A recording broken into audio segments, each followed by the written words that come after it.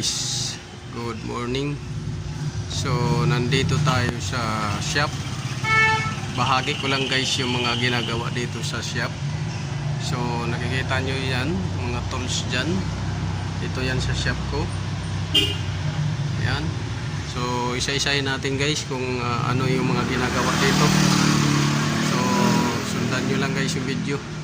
At ipapakita ko sa inyo yung mga tools for beginners sa mga inspiring magtatayo ng electrical at saka auto aircon services. So tara guys. So dito guys, yan makikita ninyo. So dito sa EM car aircon repair services, so nagtitest tayo ng compressor, yung bomba nya, yung pressure, nagtitest tayo dito, bench test yan, tsaka auxiliary motor test, yung high and low nya, tapos sa blower yung high and low din nya yan. Tapos may scanning tayo dito, available for car and truck computer scanning. Mayroon din tayo motorcycle computer scanning yan. At ito yung pangkalahatan na ginagawa, EM car aircon repair services.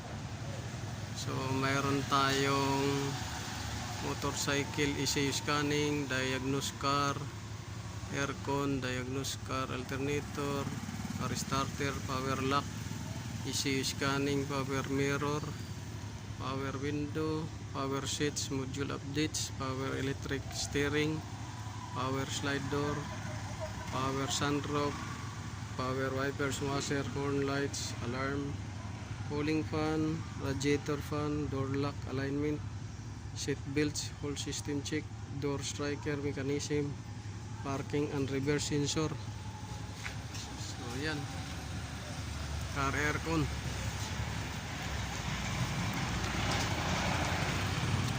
Yan.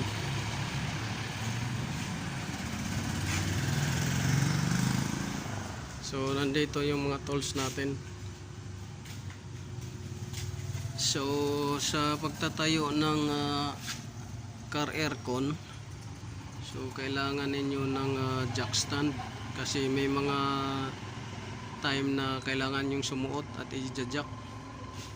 So mayroon tayo din dito upuan at single cylinder jack. Mayroon din tayong for emergency motolite battery. So crocodile jack. Mayroon din tayo battery charger para sa mga sasakyan na naglulubat yan.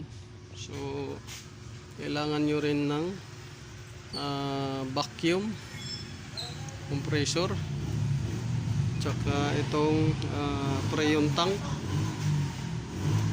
itong mga cable tie kailangan din ninyo, at saka clip pagka baklas kayo door panel, minsan napuputol, so may pamalit kayo yan. Electrical tape kailangan nyo, filter sa mga minsan naghahanap, at saka ito adhesive tape para sa pambalot ng tubo. Ito naman pambalot din to ng tubo. Cork tip, auxiliary fan para sa gusto magpadagdag ng fan dahil mahina ang buga ng auxiliary fan or wala ng high, pwede yan. DC can filter para sa condenser filter. So ito panglinis, degreaser. Mayroon din tayo dito pag oil yan. Mayroon din tayo panglinis, cleanse, shampoo para panglinis din ng mga parts na kailangan linisan. So mayroon din tayong manifold gauge para sa pressure test ng freon sa system. Tapos Dito kailangan ninyo ng 1/2 drive socket with power handle, tanggal ng mga matitigas na bolt. Kailangan nyo rin ng 3/4 drive para sa mga masikipan. Kailangan nyo rin ng 1/4 drive para sa mga masikipan at saka maliliit na bolt. At itong Allen type na mga key, hex key. Yan, kailangan ninyo yan. Tapos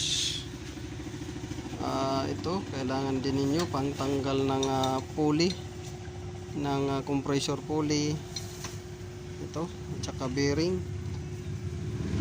Kailangan din ninyo ng wire para sa electrical wiring ninyo, para sa auxiliary fan at sa mga horn, anything na kailangan ng wire. So yabi tubo kailangan din ninyo, magnet kailangan ninyo, at vice grip, tapos adjustable range para sa mga fittings, test light. Kailangan nyo pag-diagnose ng supply voltage sa compressor or sa mga installation ng accessories. Ito kailangan din yung maliit, mini vice grip. Sa mga repair na basag na bumper at saka kailangan din ninyo repeater, tanggal ng belt 16, 17, 18, 19, at saka ito gunting yero para pang tabas ninyo kung may mga tatapalan. Tapos ito pang tuklap ng mga dashboard tsaka door panel. Ito naman pang tanggal ng spark plug, Allen key, tsaka ito mga Philip at saka flat screw. Tapos dito kombinasyon panghangin, kailangan ninyo maglinis ng condenser at saka evaporator, tsaka ito teflon.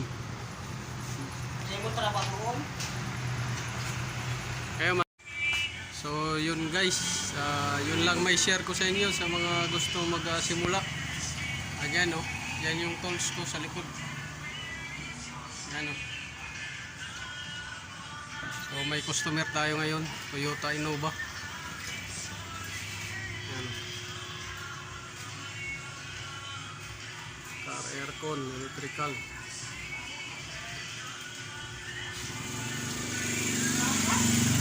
Yun lang. Sa gusto magpa-aircon, punta lang kayo dito. Yung mga tools natin nakalat. So ito pala si Autoboyson. Sa mga nagtatanong kung bakit yung mga video ko ay dire-diretso, so direct to the point kasi ako kung anong sira. Hindi ko pinapahaba yung video kung pati yung isang tornilyo paano tanggalin o screw, hindi ko na sinasali yan. Yun lang, maraming salamat.